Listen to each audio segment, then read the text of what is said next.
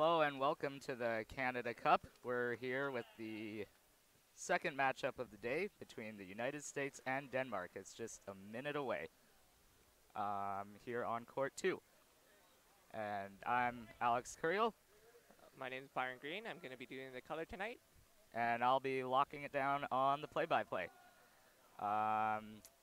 We got a pretty interesting matchup here. The United States are considered one of the favorites of the tournament. And in fact, they have won every Canada Cup they've ever played in. And they're looking to do the same here. Byron, you got to like their chances this tournament. Yeah, I mean, the USA is a powerhouse team. They've always been strong. You know, the last couple of years, they've really been extra special. Denmark's going to be in tough here tonight, but Denmark they've got a great team here. They got a lot of speed with their high pointers. So I expect to see a very close game, at least for the first couple of quarters. So, yeah, I'm expecting a good match. Yeah, it should be fun. And Denmark took USA to the semis in qualifying for the Rio tournament, which the USA did win, but they're going to want to get some revenge for that, I imagine. Yeah, so that was back in 2015, the qualifying tournament for the final 2 spots to compete in the Rio 2016 Paralympics. All right, we're just about underway. Yeah, so Denmark's starting here with a high-low. So they have a 3-5-3-1.5 lineup, and the U.S. is running a bit more of a balanced lineup with a 3-2-5-2.5. All right, and what can you tell us a little about the high-low versus balanced approach? Yeah, so high-low, you have 2 dominant ball carriers with a lot of speed. So the ball is really going to be in their hands most of the time, and they're going to be using their low pointers for picking to get up the court. Whereas balanced lineup, you're going to have 3 kind of ball handlers, so you're going to be able to spread the court a bit more and utilize your passing to score goals. All right. Well, Chuck Aoki just made a very nice run to score the first point of the game for the United States, and they're on top early. And they're really putting the pressure on here on defense. Jorgensen with a had timeout. the ball. With a timeout already on their first possession. It's not looking good for Denmark. They need to settle in here a little bit more. The U.S. is really going to throw a lot of pressure early. That's how the U.S. likes to play. They come out with a lot of intensity. So Denmark's going to have to kind of keep their cool and weather the storm. Yeah, they closed in quickly there, and that's probably not what they were talking about in the pregame strategy, was to have to call a timeout after 30 seconds. Yeah, not ideal. So one thing with the high-low, Denmark's going to have one of their low pointer inbounding. So that means that their range off the inbound is going to be a little bit lower than normal. So they're going to have to come in pretty close to get the ball. But counter to what I just said, they just had their 3-point inbound, so they get it into their 3-5, and away they go. That was Jorgensen with a good inbound of Fredrickson. He's cross half court. Looking now. Dribble. He's looking trapped. Oh. Another dribble. Back to Jorgensen. The shot clock is running down. Jorgensen is blocked. And they're forced to call another timeout. Wow. So great defensive pressure from the U.S. Great retreating defense. They drop into what is called a key defense, where they have 3 people inside of the rectangle in front of their goal, and then they have 1 player outside. On defense, you are only allowed 3 of your players inside of that key area. If the 4th player enters, you get a penalty. On offense, you're only allowed to be within that key area for 10 seconds. Mm-hmm. I'm amazed at how stifling this defense is. Yeah, in the first minute. U.S. is a great team, lots of speed all throughout their lineup. So it's not surprising that they can play that recovering style of defense where they're really stopping the ball and covering all the outlets. Fredrickson's making a go for he's got it. He just sneaks in there. And we're all tied up. Despite that being a lengthy possession, it pays off for Denmark with a point on the board. Now here we go, and USA, they get it back very quickly as Josh Wheeler is in there. So that's an example of a balanced lineup, really utilizing their 3 ball carriers and moving the ball up the court through passing and spacing. So that was well done by the U.S. And we're probably going to see a lot more of that as this game goes on. Wow, good burst of speed by Denmark's 3-5. Yeah, Fredrickson is showing a lot of effort out there. There's a nice pass. Fredrickson over to Jorgensen. Jorgensen back to Fredrickson. He's looking for an outlet. Again, the USA looking strong in defense. And they've dropped into that key defense. Fredrickson, oh, he delivers. And Jorgensen is in there. That was a great offensive key play from Denmark for Jorgensen to post up in the key and receive that pass. So both teams have scored on both their possessions so far. Here's a 2-on-1 for the United States, and Wheeler is back over the touchline again. Received a nice pass from Joe Delagrave. So number 1 from Denmark is called inbounder here. He's the 0.5 on this lineup, so he's going to have a restricted range, and you see Denmark setting up low to get that inbound in. Oh, and he just gets it in. That was Thomas Pegg to Leon Jorgensen. Now Jorgensen will try to get it to the half-court line in time. He does with a pass to Fredrickson. Fredrickson back to Jorgensen, and it is over the try line. It's 3-3. So Denmark's really utilizing that crack block to advance that ball up the court. So a crack block is when a player without the ball comes in and hits the player defending the ball carrier and then peels off and continues up court. Here's Chuck Aokai. Draws a penalty. So that's an illegal use of hands on Sebastian. So he's going to go to the sin bin for 1 minute or until the U.S. scores. Now, what kind of strategy do you think the U.S. will employ on the power play here? Yeah, so on a power play, they're going to score easily here. So the U.S. is going to take their time to score, and they're going to try to set up. They're going to try to get a good defensive transition, so that they can try to get a turnover after they score. Because for anyone watching, Joe Delagrave had a clear line to the touch line, and he didn't take it. Yeah, so they're looking to get a good setup here for their defensive possession. So Chuck Aoki finally took it in over the try line. The USA is now up 4-3. Scoring on the power play. There's the inbound. Oh, and we got a jump ball. Great pressure by Chuck Aokai. Yeah, that was well executed by the U.S. They had a clear plan of what they wanted to get in transition on that power play, and they executed. Now Jesper Kruger will inbound. He's looking for Fredrickson, and he finds him. Fredrickson, he's looking trapped, though. But as talented as he is, he manages to get away. He is over half court, and he might be taking it all the way. Oh, there's a nice little feed to Jorgensen for the point. 4-4 here. 3 minutes and change into the first quarter. And now Josh Wheeler with the ball. He's got a man with him.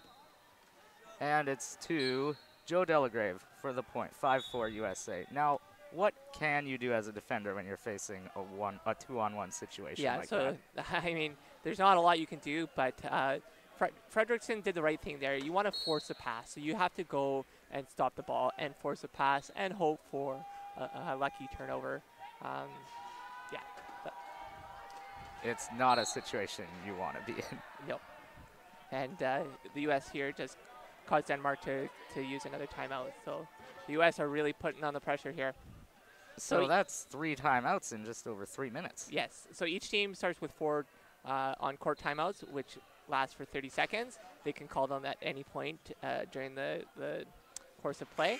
Each team also has 2 bench timeouts, which can only be used between the whistles. And those are for a minute each. So teams will use the 4 on-court timeouts as kind of a get-out-of-jail-free card. So when they're under a lot of pressure, instead of forcing a bad pass, they're going to use a timeout and get another shot. So it looks like Denmark has switched the lineup up a bit here. Yeah, so Denmark's gone to a bit more of a balanced lineup out here. Fredrickson still in, though. He has the ball. He's looking for an opening.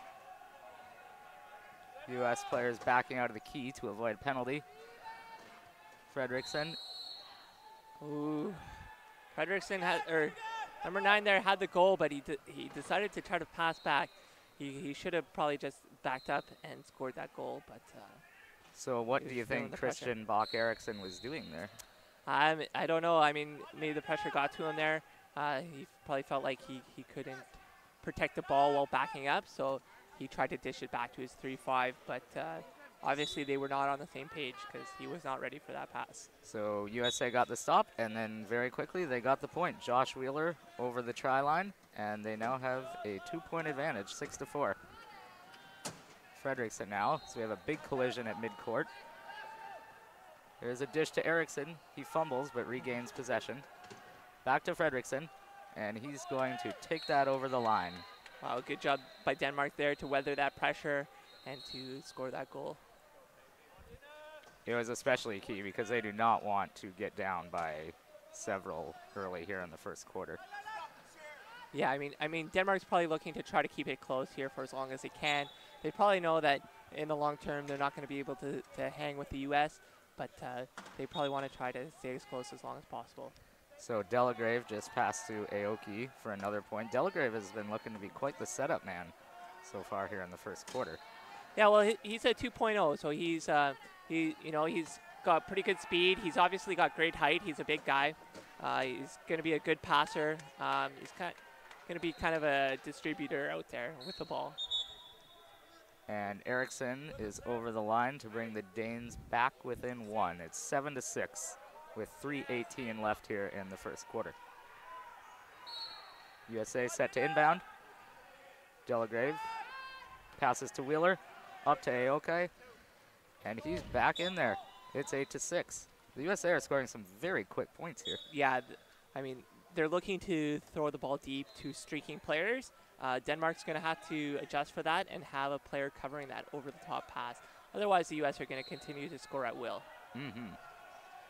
Here's Fredrickson, and he's looking to do it himself.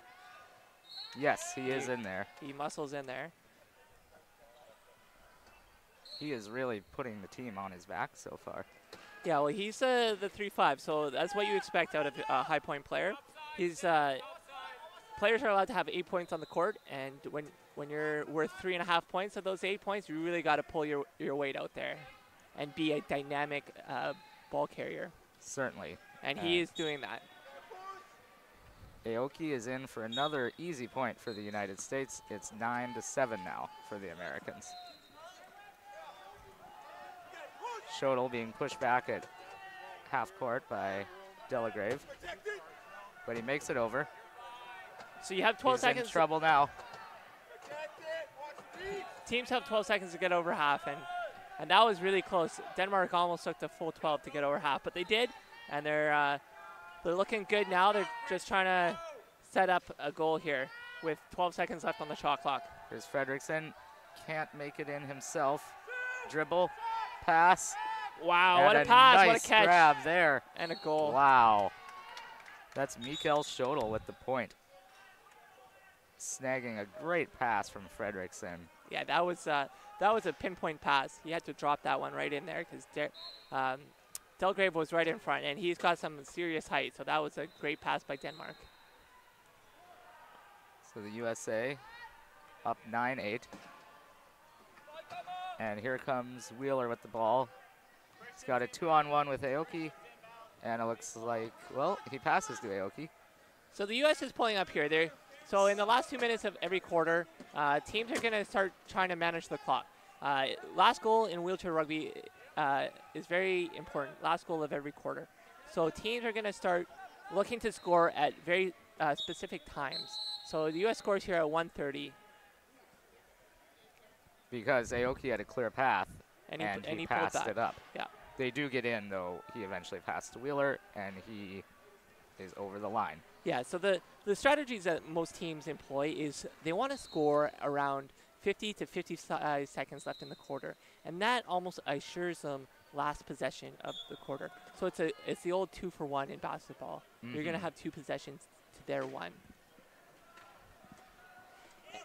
And I think what the U.S. was doing there was ensuring that they're going to have a chance to score with 50 seconds by scoring at 1:30.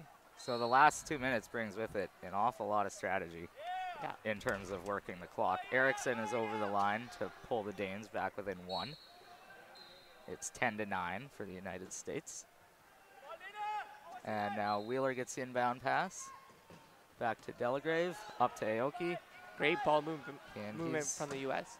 He's going to slow it down a little. Yeah, so here the U.S. is really going to look to score at 50 to 55 seconds. Aoki over to Delagrave, back to Aoki. Yeah, so they're just playing catch, right? Keep away right now, just running down the clock, and now they're about to start to run their offensive play. Aoki trying to muscle his way through, but he's defended well. Though he passes over to Delagrave, who gets over the line. With 52 left. So now the U.S. is going to try to contain the Denmark team so they don't score below 12 seconds. Erickson up to Fredrickson, and he gets in there with 42 seconds left. So good job from the U.S. They've ensured themselves the last possession with 42 left on the clock. And with a 40-second shot clock, the U.S. are going to be able to score pretty much last goal here. So Aoki, he's trapped. Gets it away to Delagrave. So you see the 3 ball carriers from the U.S. here are just going to spread out into a triangle and just play catch. So if you know a team has to get in at a certain point, how do you defend that, like Denmark is now? Yeah, so Denmark has dropped into a key defense here, so they're going to try to prevent the U.S. from scoring. Aoki, a nice pass to Delagrave, and he's in there with 6 seconds left on the clock. So 6 seconds is not a lot of times, but a lot of teams can still score with 6 seconds, so the U.S. is really going to have to play a good defense here. Ooh. Oh, there's a turnover off the inbound. Delagrave has a few seconds. And he calls the timeout. I believe they'll put a little time back on the clock. I believe they're going to call it with 1 second left. That was a pretty risky timeout call from Delagrave. 1 second is pretty tight to score, but they have a very good shot here. So they're going to try to set up a player and protect him in the key so that they can inbound the ball directly to him and he can score under 1 second. And they're actually bringing in a specialty lineup to do just that. Will they be bringing in some taller guys? Yeah, so number 2 has come on, who's quite a tall player. So, and you see he's headed directly to the key with his low pointer to protect him. That's Chuck Melton. Joe Delagrave will be making the pass, likely looking for Melton. Yeah. And no, it's not there. It's deflected away. So the good defense by the Danes there at the end of the first quarter. Yeah, the U.S. kind of wasted time out there, but I mean they had a really good shot at that last goal there. So. And the timeouts do reset after the halftime? No, you have 4 timeouts for the entire game. All right, well then it is a bit of a questionable call. So it's 11-10 for the United States after the first quarter. I think the Danes have to be pretty happy with how that first 8 minutes went. I think so. I mean, their offense didn't look the smoothest. There was a lot of shaky plays where they were just eking across half with 11 seconds left and making some pretty high-risk passes. But that being said, they executed and they scored those goals. So I think they are probably pretty happy with the results, and they're going to try to continue that into the second quarter. I think it will be hard, though, if they are attempting to keep up with the USA's fast-paced offense for the whole game. Yeah. The U.S. has a very deep bench as well, so I'm not going to be surprised to see some subs here from the U.S. Their coach will be keeping his players fresh by running through the lineups. So it appears it's actually 12-10 now. Oh, okay. Seems a point has been added for the United States. I don't believe it was at the very end there. No, it was probably just a shot clock or a scorekeeping error that was adjusted once the quarter was over. So while we have a few seconds, Byron, maybe you can tell me a little about the different roles of each classification. Yeah, so we touched on it earlier. Each team is allowed 8 points on the court, and every athlete is given a point value ranging from 0.5 to 3.5. That value is based on their disability, and so how many muscle groups they have working. So if you have a lot of muscle groups working, you're going to be a higher class player, so like a 3 or a 3.5. And if you are more disabled, you're going to be a lower point player. So teams will run different styles of lineups, and you play a role based on your point value. So a low pointer is going to be not so much carrying the ball, but looking to set picks and blocks for their ball carriers to help advance their ball up court. And midpoint players are going to be, they'll be able to handle the ball, but they'll also be looking to pick as well.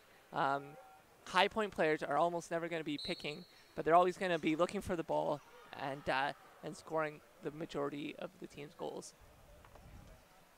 But it's important that the whole team works together well and plays as a team. Otherwise, you're not going to have success. Exactly. So we're back for the second quarter now. USA has first go at it, and Aoki passes it for a point. So Denmark's made some subs here. They brought in a slightly different lineup. They're running a 3-5-3-5-1-0. So number 6 for Denmark, she is a 0.5, but since she's a female, she gets a half-point deduction, so she plays as a 0. So that allows Denmark to run the 2-3-5s. That is Sophie Skubo, number 6. She is one of 2 women in the tournament, along with teammate Camilla Bach-Diedrichsen. And now it is Mark Peters who, he was at the line. He holds up. Yeah, so he holds up here because Chuck is in the box for the U.S. and Denmark is setting up a transition here. So he does finally go over the line, though, to make it 13-11 USA. And so Denmark's transition there forced Chuck to inbound. So Chuck is not the U.S.'s regular inbounder, so Denmark's just trying to get them out of what they're used to. Now here's Delagrave. He takes it for the point. So USA up by 3 here early in the second quarter. So number 11 from Denmark is a newer player. I believe he actually played in the Invictus Games, which is wheelchair rugby for war vets. And through that, he found wheelchair rugby, and now is quite the dynamic player for the Danish national team. That's Mark Peters. He's one of the veterans of this team at 45 years old. Veteran in age, but not in experience. That is very true. He's quite a dynamic player, though. He's quite agile and very fast. And Fredrickson is held up at the line. He's looking for an outlet. Now the shot clock is winding down, under 10. He needs to find someone quick. He's going to try and do it himself. Oh, forced to call a timeout. So the shot clock ran down to 1, but when you call a timeout, the shot clock will reset to 15. That was some great defense by Chuck Melton at the post. Yeah, he really held his cone well. And so that is it for Denmark's 30-second timeouts, correct? Yes. So Denmark has decided to use the timeout, and they're talking strategy with their coach, Jason Regier. He used to be a national team player for the U.S. national team, and now he's since retired and has moved into coaching. So it's great to see him coaching one of our up-and-coming countries in Denmark. Yep. A 3-time Paralympian, like you said, with the United States. Here's the inbound. Fredrickson with it.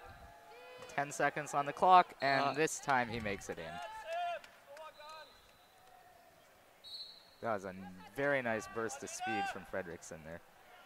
And the Danes are within 2.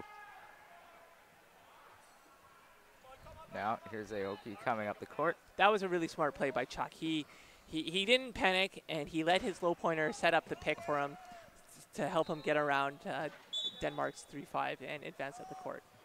And Aoki is over the touchline as we have a player down. Yeah, Sebastian went crashing into 2 U.S. players there. 2 big boys, and he paid the price and hit the floor. Yeah.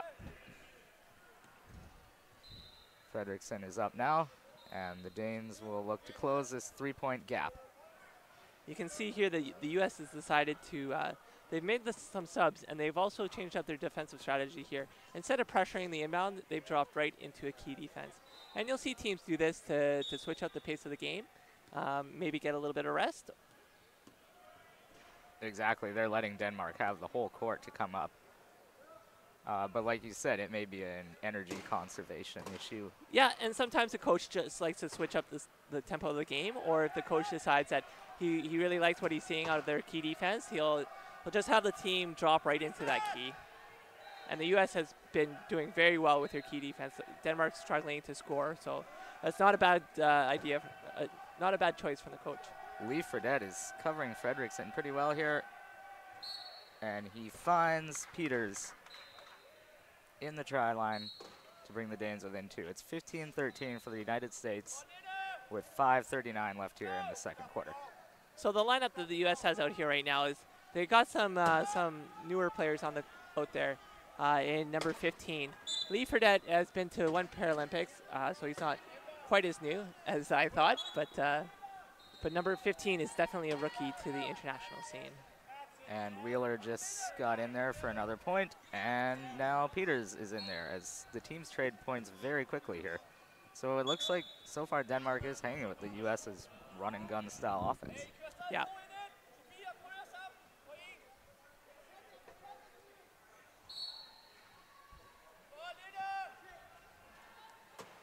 Yeah, Lee Fredette, he's only been on the team, like you said, since 2016. So, and there's Wheeler again. He is getting a lot of points here.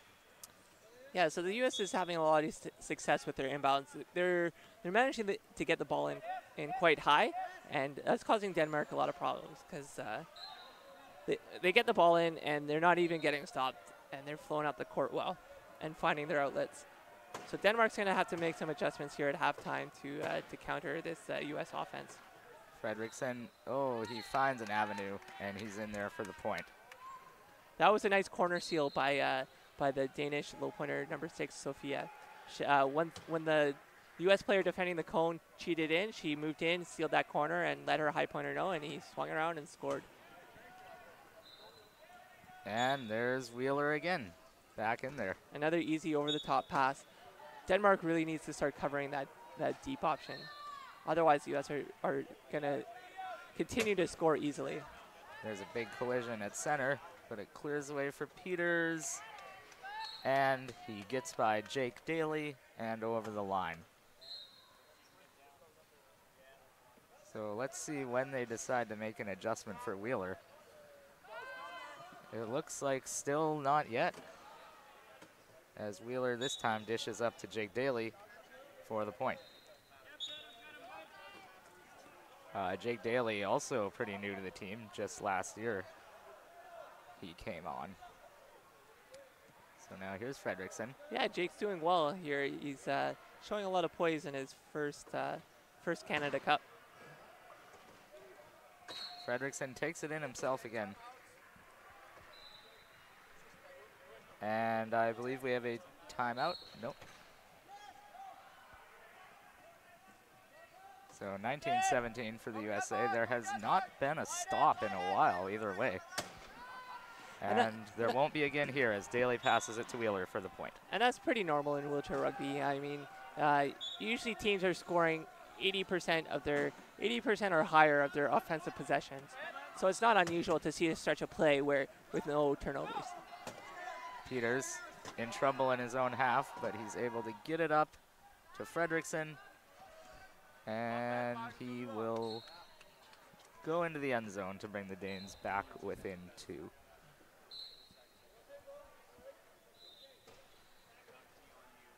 So now we have Lee Fredette set to inbound. Ball now with Daly. He's over half. He's got Wheeler, but he will take it himself. Ooh, he scores. Yeah, that got a little closer than. Yeah, Sebastian was hot on his tail. We might have thought. He may think about passing that one off next time. Now here's Fredrickson receiving the inbound deep in his own zone. Gets free on that sideline. Gets away from Daly, hoists it up to Peters, and Peters is in there for the point. 21-19 now. All right, Denmark's decided to drop back in the key here. They've had enough of pressing, and they're going to try to switch things up and see if they can get a turnover. So let's see if this new defensive approach can allow them to get a key stop as we approach 3 minutes left in the first half. The USA taking a methodical approach to this possession. Yeah, they're really setting up their key offense play here, and it runs perfectly. It's Jake Daly to Chuck Melton for the point. 22-19 for the United States. And Peters has it. Wheeler is coming back hard on him, and he blocks him at the goalpost. But he's forced out of bounds, so Wheeler's going to go to the penalty box here, and Denmark's going to have a power play.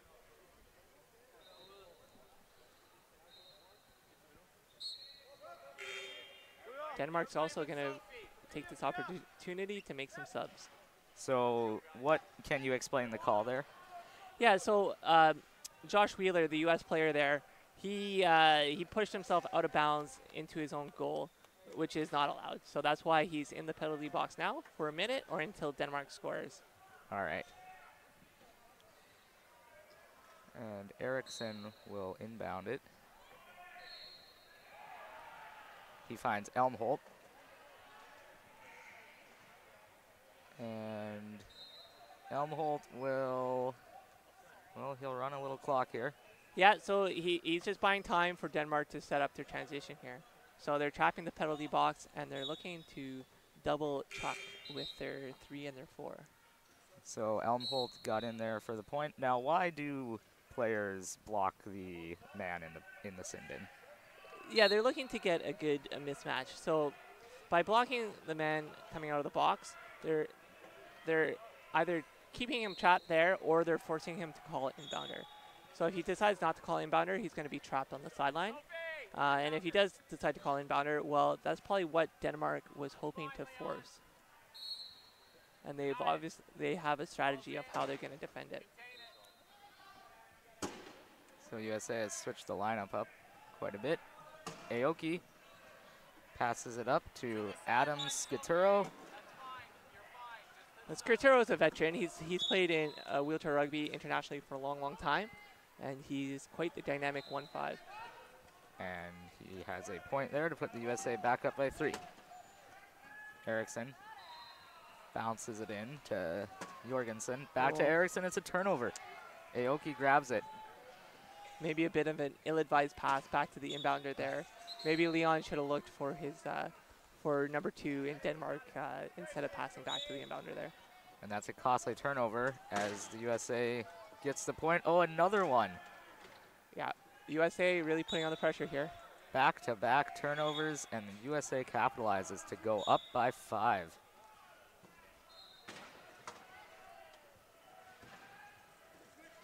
And again, Denmark's in trouble here. Here's Eriksson coming up the court. Oh, deflected away. And Aoki grabs it. That is 3 turnovers in a row. That was a great play by Chuck. He managed to get his hand up there and deflect the pass, and then he actually recovered it and advanced the ball across half. Here's Delagrave to Skituro, and the USA starting to open things up now. It's 26-20 with 95 seconds left in the first half. Yeah, Denmark's really struggling here. USA definitely has the momentum. These inbounds have looked to be a lot of trouble for Denmark in the last 2 minutes. Yeah, the USA is working hard in transition. The game of wheelchair rugby is really won and lost in transition. So transition is what happens between the whistles. So after you score and before you can inbound. And the teams that work hard in transition generally have success. And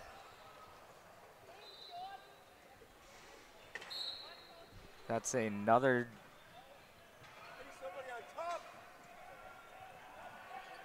All right, Aoki coming up the court now. He dishes to Skituro. Again, Skituro was wide open deep. Denmark's really not accounting for all the U.S. players. And it's tricky because the U.S. is running balance here. So 3, or actually even all 4 of their players can catch and pass. So you really have to make sure that they're all guarded. Otherwise, it's going to just be an easy pass deep to a streaking player. And Aoki is over the try line with 50 seconds left. Like you were saying earlier, good time management. So it's 27-21, 40 seconds left. So right now the U.S., I mean, their first goal is to make Denmark take as long as possible to score. I mean, obviously they're going to try to get a turnover if it's available, but they want to at least make Denmark score with less than 40 seconds left to ensure that they have last possession.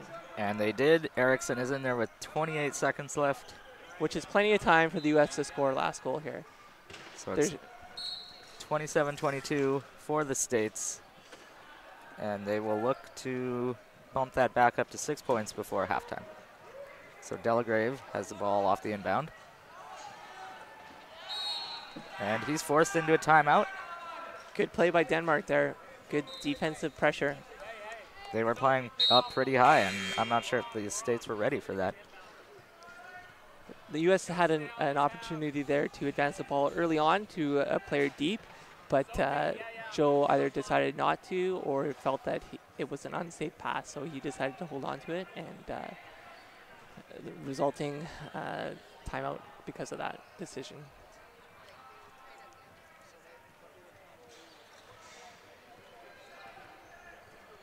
So now what approach do you think the USA will take on this final? With 19 seconds left here, they still have lots of time to get across half and score. So they're not gonna stress out, and they're just gonna be methodical here and advance the ball across half, and then wind down the clock and score with as little time on the clock as possible. Big collision there, but Aoki is over half. He's got numbers, and he will take it in himself. 3 seconds left.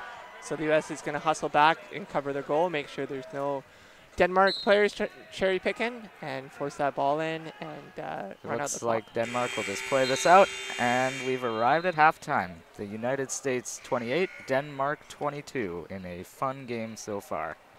It's a 5-minute break now. Yeah, so the game is really going kind of as predicted. The U.S. is definitely a high quality team, and they're showing it here early. They're definitely one of the favorites to win this tournament. They've won every Canada Cup that they've attended, and they're definitely looking like one of the strongest teams going into World Championships this year in Australia. And let's talk a little more about those upcoming World Championships. It will feature many of the players we're seeing here. Yeah, so this is the last major international tournament before World Championships. So teams are really going to take this opportunity to bring their World Cup rosters here and fine-tune their game plans and their strategies before the big show in August. And every team here is going to be playing at the World Championships, so it's a good preview of what to expect when the time comes. Indeed. So what do you think the Danish coach, Rieger, will be telling his team at the half? They're down 6. It's not insurmountable. Yep, they are definitely within striking distance. I mean, Denmark's been struggling to get the ball in. The U.S. is putting a lot of pressure. So he's probably telling his players to be a little bit more composed and to use each other more to get the ball in. So they have to work together a bit better to get the ball in and then advance across half court. And if you're the USA, do you just keep doing what you're doing? Yeah, keep doing more of what you've been doing because it's working. I expect the U.S.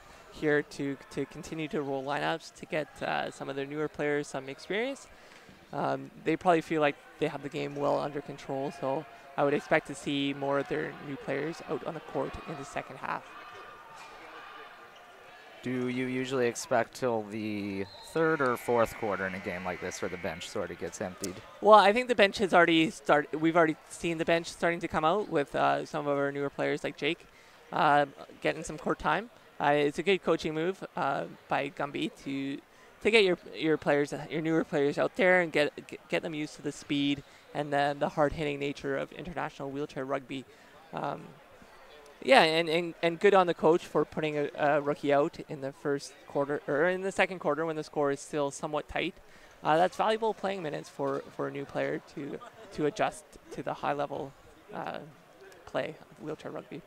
Yeah, they're certainly going to need that experience, especially going forward if they have to go deep into the bench in tighter games. Yeah. When it comes to top-level wheelchair rugby, the top 6 countries in the world all have deep benches, so it's really important that you can rotate your players in and out and keep them fresh as you go deeper and deeper into a tight game. Mm-hmm.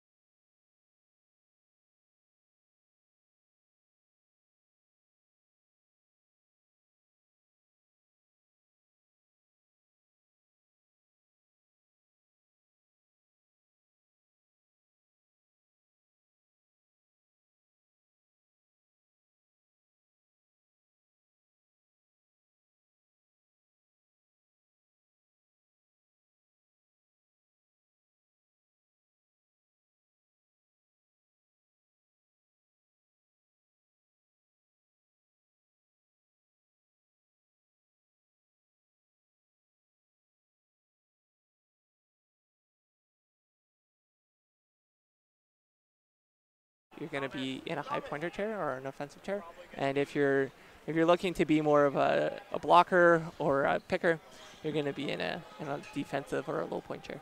All right, Byron, thanks for the insight on that. My pleasure. So here we go. We're getting set for this second half of this exciting game between U.S. and Denmark. We certainly are, and Denmark gets the ball first. Eriksson inbounds it to Peters, and we're off. And the U.S. has dropped into a key defense here and are really biding their time. Very slow approach by Denmark here, but not much of a choice with the USA setting up like that. Yeah, well, they're really taking their time to set up their key offensive play. Peters blocked by Aoki. He's going to have to do something here. And so that's a turnover. So one of the Danish players was forced out of bounds between the goal area. So that causes a turnover. So a good defensive start for the States, and they will inbound it low. And Wheeler gets the pass. Yeah, Wheeler really utilizes his height there to kind of post up and receive that inbound. He sends it up to Aoki, who's in for the first point of the second half. And the USA extends their lead to 7 here, 29-22. And the U.S. immediately draws back into the key. So they feel like they're having success there, so they're going to keep doing it. Well, it's already got them a turnover this half. Yeah. Here's Peters. He's looking for an opening. And blocked there by Wheeler.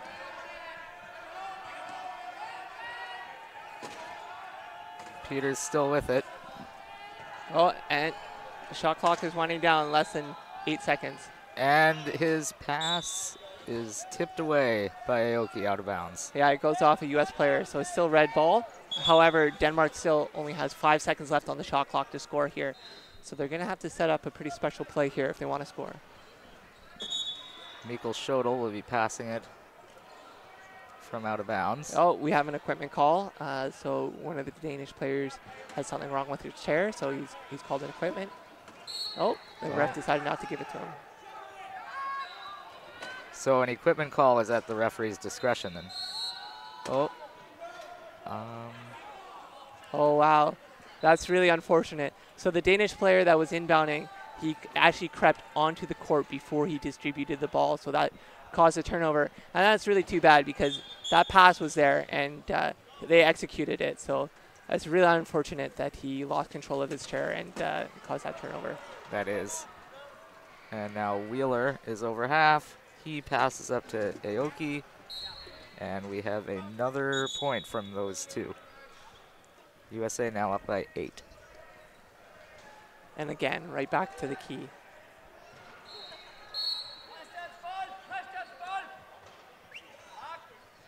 So Denmark, they have to find a way to figure out this new key defense the USA has unveiled in this half. Yes, I mean, key defense is nothing new. Pretty much every team in the world has experience with it. Teams will practice their key offensive plays. The U.S. has a very, very strong key, so I'm sure Denmark has practiced their key offense, but the U.S. is just proving to be a stronger team here. Denmark finally broke it down that time, though, and got a point, but just like that, Aoki's back in to put the lead back up to 8. Oh, here we go. The U.S. has decided to press. All right, so they're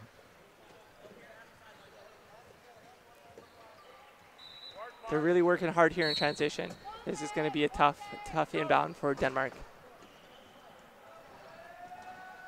Here you can see that already.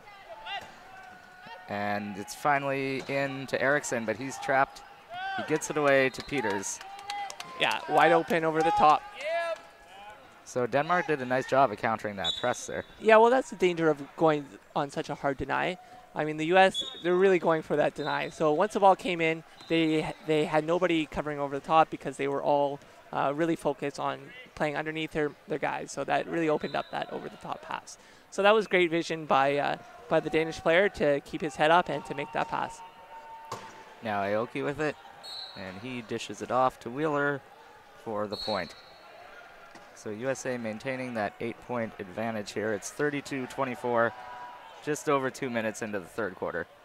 And the USA looks like they're pressing again, but Peters is away. And coast to coast. That was a very impressive run there by Peters. So that's the kind of play that you can expect from watching 3.5s out there. They're very fast, very powerful, and able to get out of tight situations using their function and speed. We've seen it from Peters, and we saw it from Fredriksson in the first half for Denmark. And now Adam Skituro is over the line for the States as the teams are trading points here in the second half. So it looks like the USA is dropping back again. Yeah, they tried pressing there for a little bit. They weren't having success, so they decided to go back to their bread and butter. Eriksson with the ball now as he looks for an opening.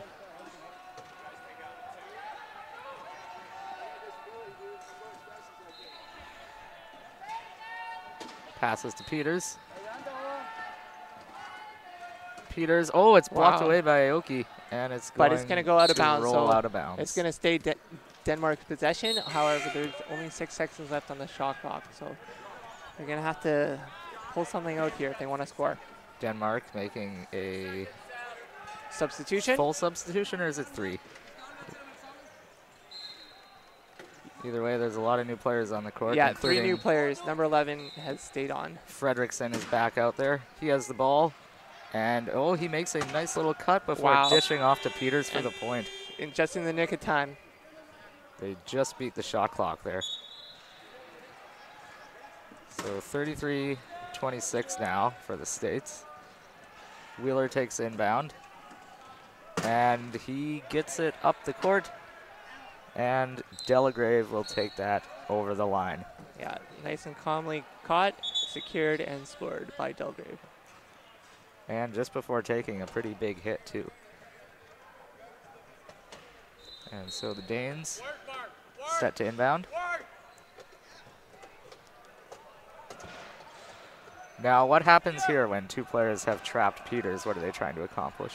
Yeah, well, Peters is a big part of the Danish offense here, so the U.S. have assigned 2 defensive chairs to just lock him up and take him out of the play, and then trust their 2 high pointers to run 2 versus 3 versus Denmark. Didn't work out that time for the U.S., but it's definitely a good strategy, and I think we're going to see some more of it. It certainly looked to be frustrating Peters. That's Jesper Kruger with the point. Danes within 7. And there's a big collision there. They're back at it. Chun and Skituro blocking Peters. So this is Ernie's first time on the court. Ernie's, oh. Ooh. we've got an illegal use of hands on Fredrickson. You got to think that's a foul. Oh, yeah. So the foul wasn't necessarily in flipping the guy over, but I think he was grabbing either his arm or his wheelchair, which is not allowed in wheelchair rugby. Yes. You are allowed to go in for the ball, and if you make contact with just the ball, you can go in there and try to swipe it away. But if you make contact with their chair or their arm or their body, you're going to get called for it. And as a result, Fredrickson is in the box for 1 minute or less. So this is the first that we've seen Ernie Chung on the floor. He's a two-pointer for the U.S. He's very, very fast for his class, and he plays in a defensive chair, which is a little bit irregular for a two-pointer, but it allows the U.S. to run certain strategies that wouldn't be possible if he was playing in an offensive chair. So him and Scaturo are really going to work together to lock up Denmark's 3-5s and take them out of the play. Well, they're certainly locking up Peters at the moment, especially Chun. So the U.S. really taking their time with this one. Denmark not even really trying to defend it. Yeah, well, they have a guy in the box, and the U.S. is, they're up here and they're just slowing down the tempo of the game. They got a great transition already, so yeah, they're just gonna run out some time on the clock and take it easy here. And so Wheeler is in there for the point. So they've caused Denmark's 3-5 to inbound here, and their two low pointers are setting up on the baseline for double give and go. So two different options to try to get the ball in here. Oh, and it's a turnover from Fredrickson off the inbound. Wheeler grabs it, throws it to Delagrave, and that worked out to perfection with the previous strategy, making Fredrickson take the inbound. So Fredrickson and Sophia here are going to work together to try to get the ball in. Oh, and number 11 manages to battle his way free, but he rushes that pass there and pass to nobody. Delagrave picks off the loose ball, passes up to Wheeler. He's trapped up, but he dishes it off to Scaturo, who is in there to bump the lead up to 10. It's now 37-27 for the United States.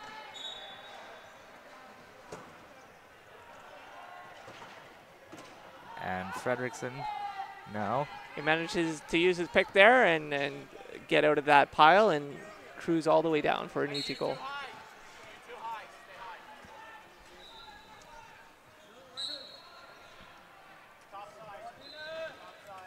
So let's see if Chun sticks on Fredrickson here with 3.5. It certainly looks like he will be. Yeah, it looks like he's kind of headhunting him out there. He's just really shadowing him and making life difficult for him. So Wheeler is over the line for another point to put the USA back up by 10. Jesper Kruger with the inbound to Fredrickson. The U.S. is back in their key defense. And let's see what Denmark does to try and get through it. Well, a lane opens up for Fredrickson, and he's back over the line. So that was all caused by number 11 there, going aggressively into the key, drawing lots of attention and opening up that back door for that easy goal. Scaturo has been quite open a lot tonight, and he's gotten a lot of tries as a result. Yeah, well, Denmark's really putting a lot of pressure on the ball. They're often committing 2 to 3 players on the ball, and that's really leaving open these deep passes to wide open players. And the U.S. is going to be able to make those passes pretty much every time. So Denmark might want to rethink their strategy moving ahead in this tournament. Yeah, they really have to cover these outlets a little bit better than what they've been showing here. Fredrickson just sent the ball to Peters for a try to bring the Danes within 9. And we got a bench timeout and also some substitutions for the U.S. All right, so the United States takes one of their bench timeouts. It is 39-30 for the Americans with 2:27 left here in the third quarter.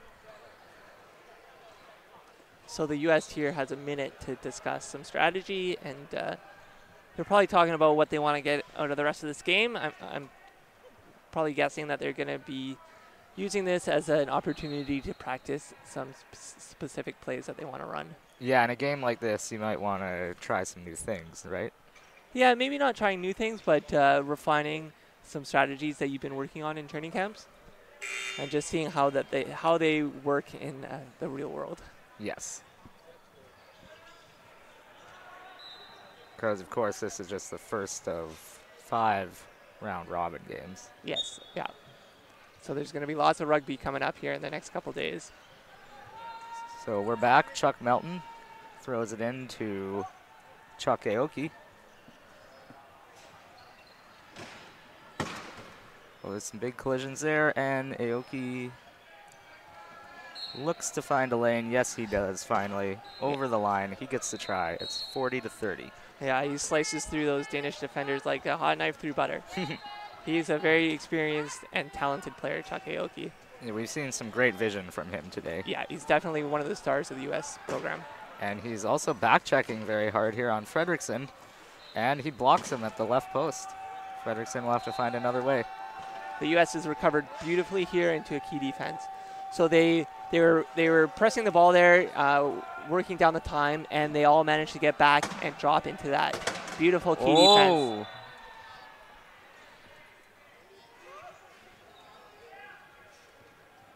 So, okay, so what happened there? The Danish player went up in the air, and the Chuck Melton came in and hit that player while he was in the air, causing him to hit the floor. So that is a technical foul. You're not allowed to hit a player when they're in a dangerous position. Yes. And so Melton will go to the box as a result. Fredrickson is back up. Denmark will make some subs, and they will inbound from the sideline.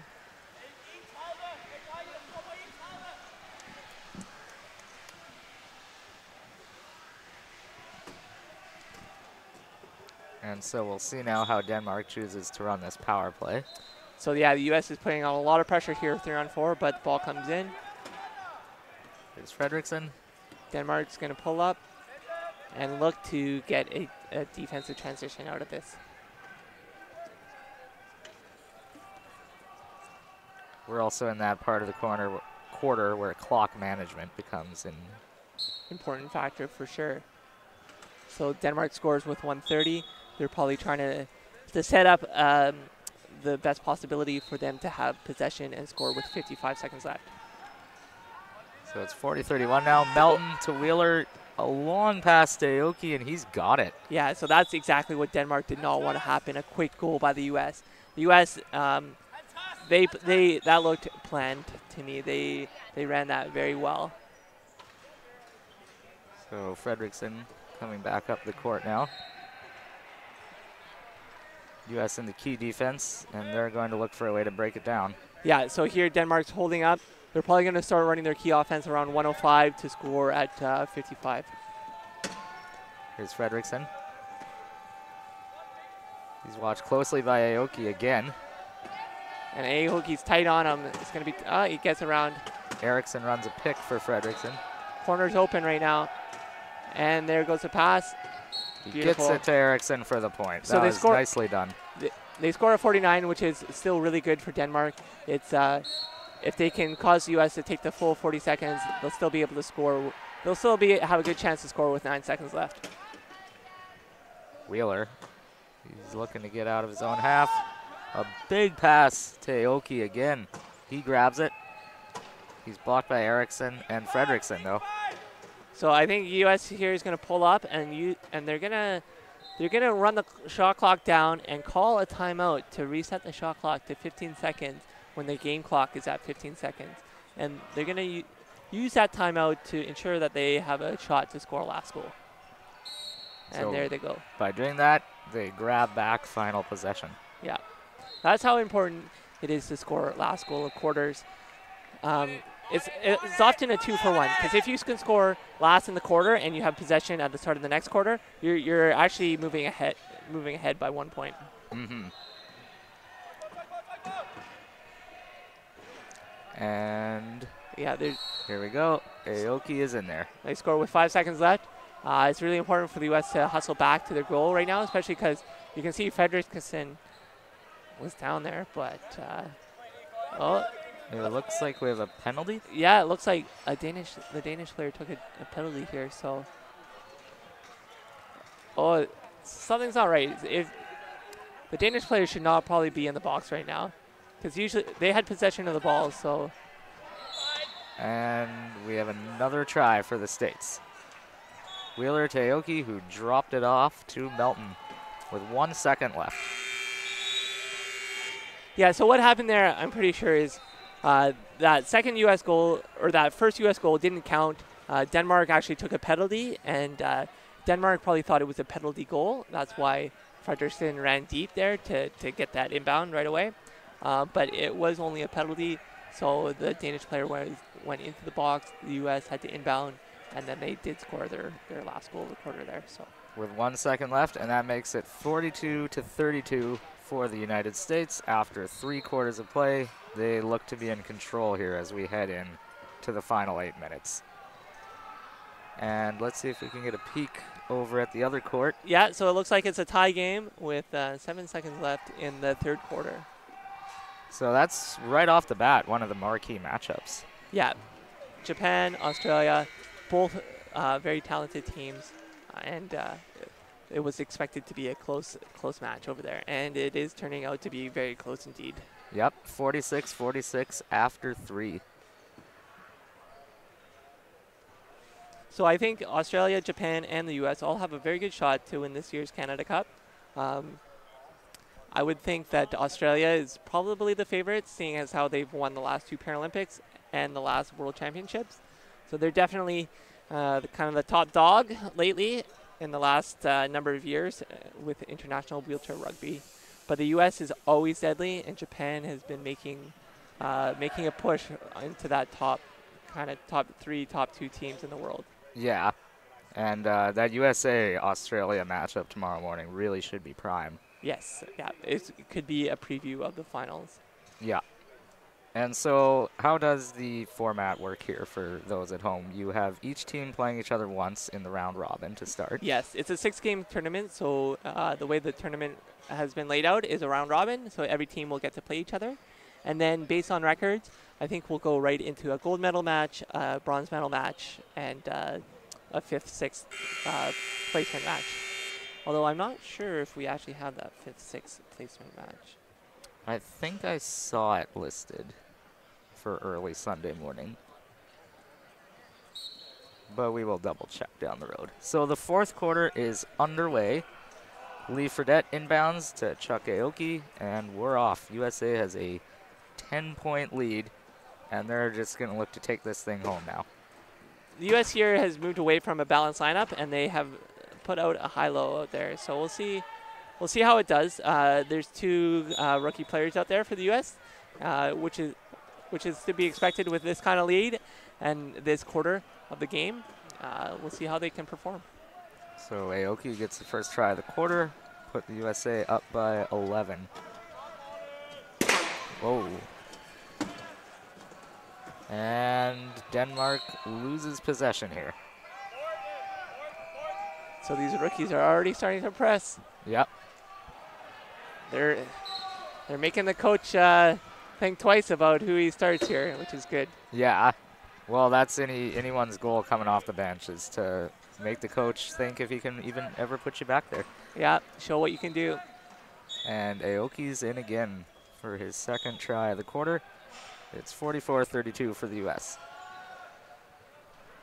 So that's Lee Fredette and Talbot Kennedy, the 2 youngsters in terms of time on the national team. Lee's actually, he's been on there for a couple Talbot years. And Jake, I'm Jake, pretty sure, that's who I meant to say. I got you back. Thanks, partner. Denmark is in there to bring the lead back to 11. Now here's the inbounds to Aoki. He manages to sneak out of there. That was some pretty close space, but Chuck is pretty slippery. Yep. His ability to get out of tight situations has really impressed me today. Yeah, he is very agile and very explosive on his first couple pushes, so it's really difficult to guard him.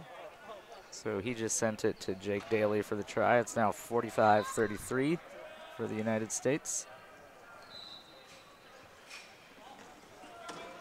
Here's Jorgensen bringing the ball up, and he will make it in there. That's a despite Daly's efforts. good offensive key play there by Denmark. Executed very well.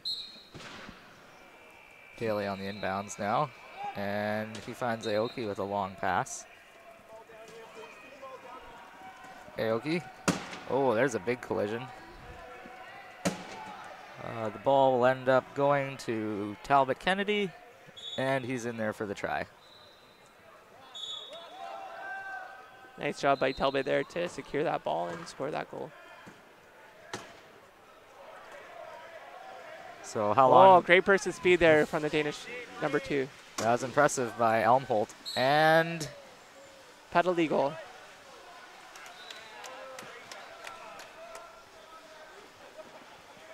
so in what situation is a penalty goal awarded? So if the ref feels like a goal is imminent and the team takes like an illegal use of hands or maybe an illegal hit, they'll often award the penalty goal.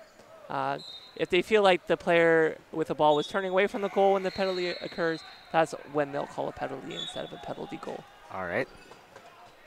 Meanwhile, Jake Daly is over the touchline for another try, and the U.S. is back up by 12. So here comes Morten Elmholt with the ball, and he takes a big hit from Aoki, but he's able to get it off to teammate Leon Jurgensen for the try. That was a nice pass to space there, and he let Leon wheel into that pass and then score easily, so that was nicely placed. Now here's Chuck Aoki coming up the court. Takes a few knocks, but he's able to dish it off to Daly for the try. That combo's working pretty well here. Yeah, well, Chuck's drawing a lot of attention to himself by being aggressive with the ball, causing his players to open up. So giving him those easy dishes. Well, there's a friendly fire there. Yeah, they got kind of crossed up there. Between Jorgensen and Schotel, but they score anyways. They work the 1-2 punch. Jorgensen to Elmholt to get Denmark a try. Now here's Aoki. Oh, and it's a rare mistake from him tonight. Yeah, just a little bit of a loss of focus from the U.S. there. A bit of a risky pass. He obviously didn't judge the Danish player's speed there, and caused the turnover. Now Jorgensen with the ball as they'll look to take advantage. He takes a hit. Oh, wow. Aoki makes up for his mistake. Nice move by Aoki to get that ball back. He has played some great defense tonight in terms of deflections. Yeah, he is definitely a beast out there. And now here's Kennedy over the try line. So do you think the U.S. coach will remain with this lineup for the rest of the game? I probably expect to see one more lineup out there before the end of the game. We still have 4 minutes left in the last quarter, so lots of time. Here's Morten Elmholt with possession.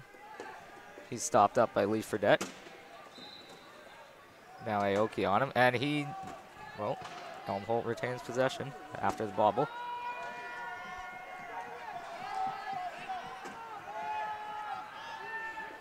Dishes it off to Jorgensen.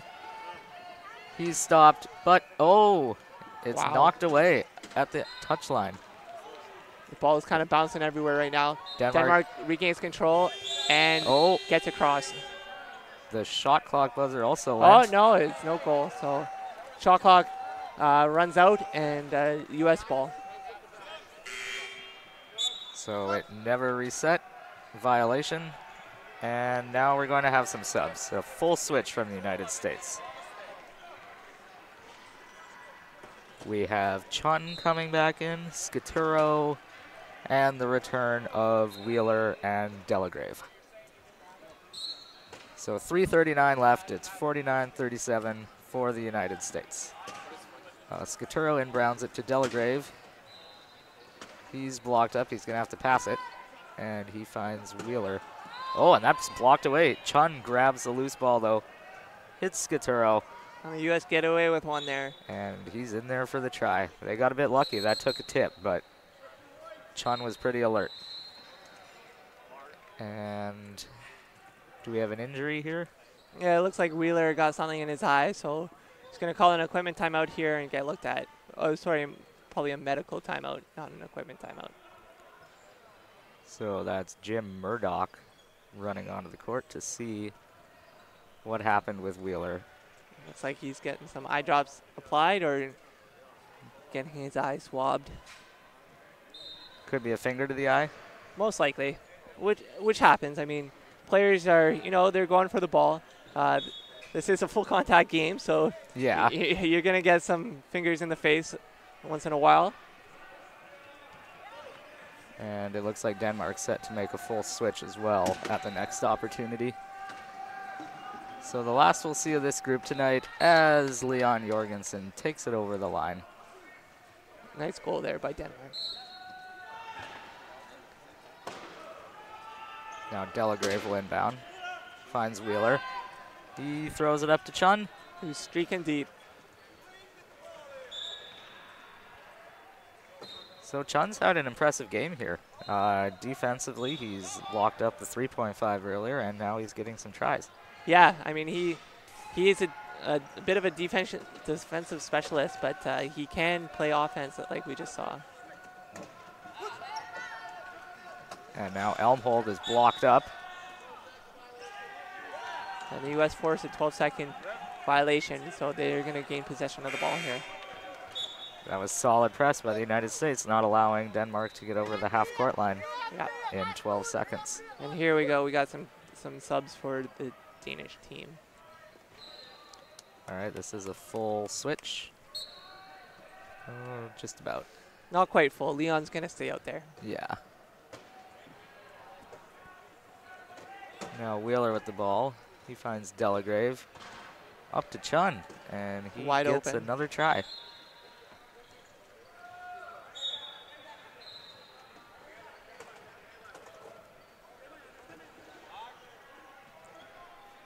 So it's now 52-38 for the that ball's deflected away, but it'll stay with Denmark. Yeah, that was checked out. So the U.S. Swiped that ball off of the Danish player's lap, but since the U.S. were the last team to touch it, it stays Denmark's possession. That's Chun with some more great defense there. Yep. Now Peters has it off the inbound. Passes it over to Jorgensen. Jorgensen takes a hit, but he finds his man, Jesper Kruger. A little bobble there, and the USA intercepts, courtesy of Wheeler. So if Kruger had probably stayed closer to the sideline on that play, he probably would have been able to catch and score. But since he went to the middle of the court, it made the passing angle a little bit harder. So that's could be a reason why that play ended up in a turnover. And now U.S. scores, and Denmark's going to inbound. So it's a 15-point game with just under 2 minutes to play. Here's Jorgensen coming up the court. It's nice to see Takes Denmark big pushing hit hard Wheeler. here still. They haven't given up. They're playing hard, and they're going to give it their all here in the last couple minutes. And no doubt they'll want to find some momentum to build on for next game. Yeah, they still have a lot of big games coming up. Denmark's got a lot to prove here. They're ranked 9th in the world, and I'm sure they're looking to improve that ranking. And there's Peters in for a try with $1:25 left to play. Delagrave will inbound to Wheeler.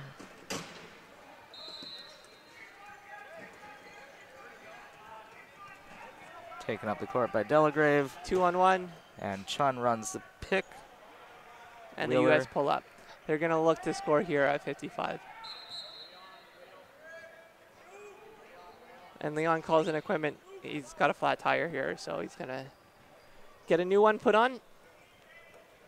And so, which coach is responsible for that maintenance on a team? Yeah, so each team will have an equipment manager that's in charge of switching flat tires. So every player has a spare wheel for cases where you get a flat. So he'll run out with a spare, switch it out, and then he'll take the deflated tire back onto the bench and put it in a new tube. So Leon Jorgensen is set, and we're back. Coming up on a minute left. USA up by 14. Here's Wheeler. Dishes over to Delagrove, and he's in there. At 52. So nicely done by the U.S. And so we're in the final possessions of the game here. Oh, the Danish turn it over. Wheeler is the recipient. He's got a man coming up behind him, takes a knock. It looks like Kruger. the U.S. here is just going to pull up and run out the clock and look to score last goal.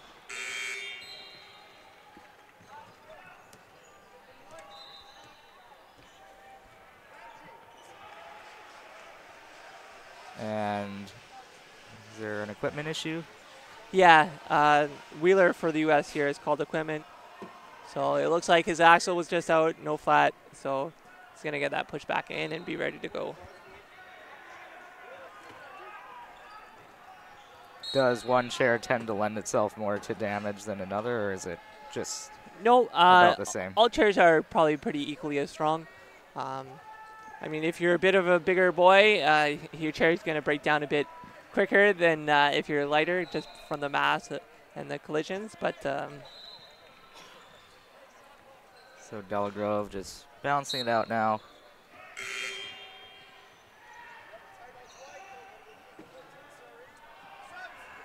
Timeout USA.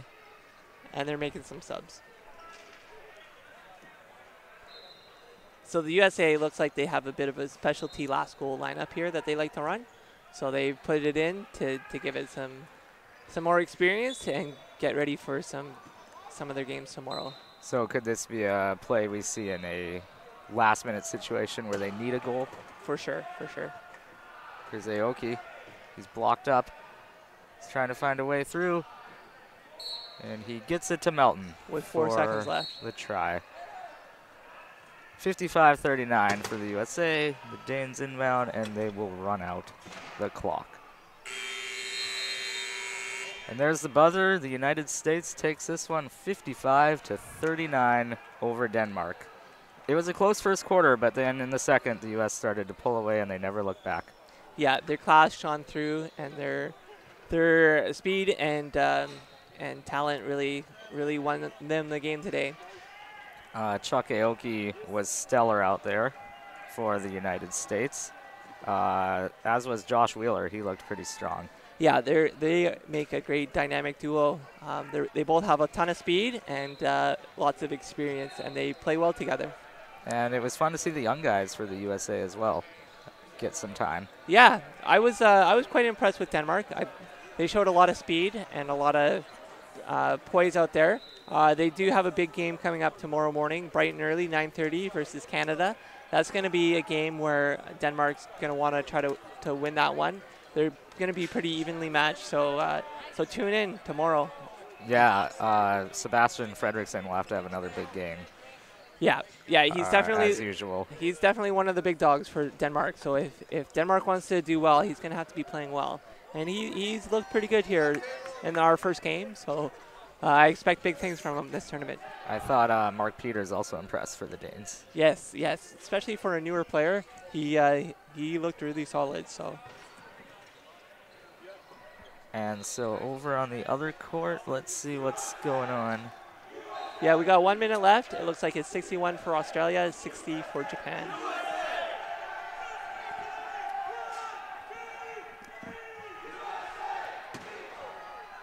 And so the USA is celebrating with their patented famous chant. Yeah, and ball slam. Yep.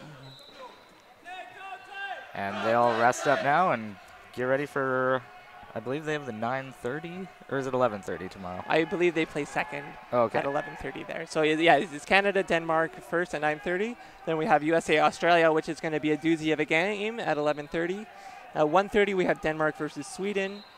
Then 2:30 USA versus Japan, which is going to be a great game as well. And then at 5:30 Australia versus Sweden, and then the last game of the day at 7:30 Canada versus Japan. And I mean, the Danes, no matter what, they're going to show up against Sweden. There's Scandinavian pride on the line. Yes, I'm sure they're bitter rivals, so that's going to be a great game to watch. It should be very intense.